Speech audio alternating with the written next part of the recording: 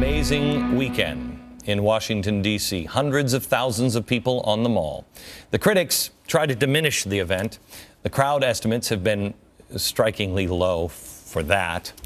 But the only thing the critics could be right about is when they say this event will change nothing.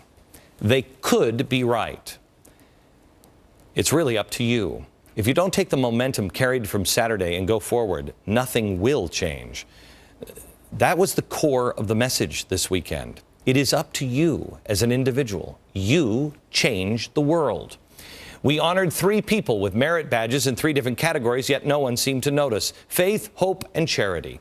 3 amazing people who are living examples of what we all should strive for, and people we can teach our children about. They embody everything the day was all about. C.L. Jackson received a badge of merit for faith. This is a guy who risked his life to stand in the very spot with Martin Luther King.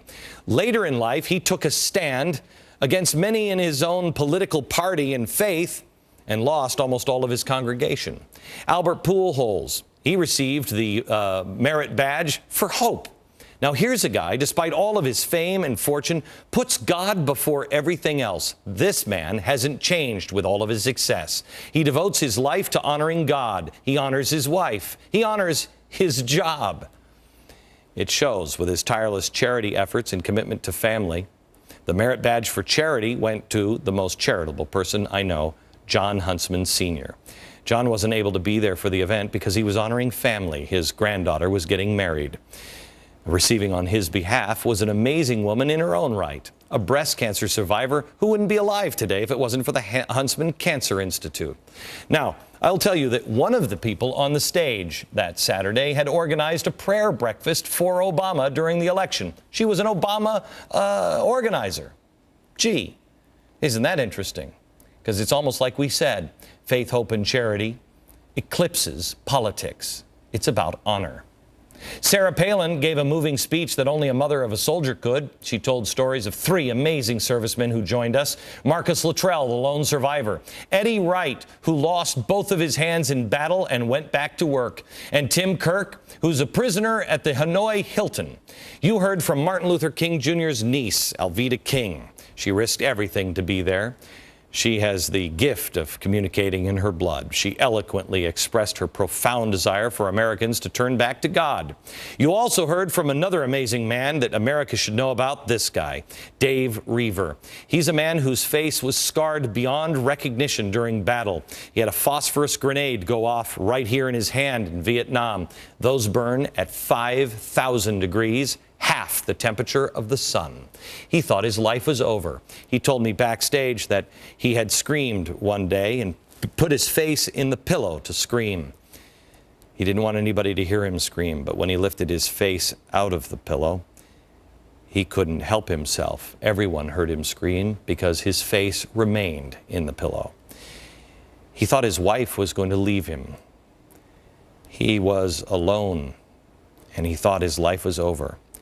She kissed him right here on the forehead, the only good place in his face, as he says it, and looked him in his good eye. And she said, "I'm not going anywhere." He dedicated his life to God. You can look at the scars, or you can see what's inside. These are people of honor. These are people of faith. We heard from them and told their stories, not just so our hearts would be warmed knowing that we have people like that in America. We heard from them so we would be motivated to strive to be better in our own lives, to see regular people and the things that they can accomplish when they set their mind to it, and then teach it to their children. These are pretty hard examples to live up to. I know I need my spouse. That's why I encouraged you on Saturday to unite with your spouse. Get on the same page with your spouse. But it's also why we had the new Black Robe Regiment that also no one in the media is telling you. This, the crowd behind me, is 240 priests, pastors, and rabbis of all denominations. There were imams on the stage, standing together to preach one truth: individual liberty, and that your rights come from God. These people are going to come under attack. The very gates of hell are going to open up against people. Alveda's already seen it. So had several of the other people that were on stage. Amazing things are happening in America. But they don't continue to happen if you don't pick up the challenge. When we come back, I will tell you the thrust of my speech that wasn't printed in any newspaper, no matter what city it came from.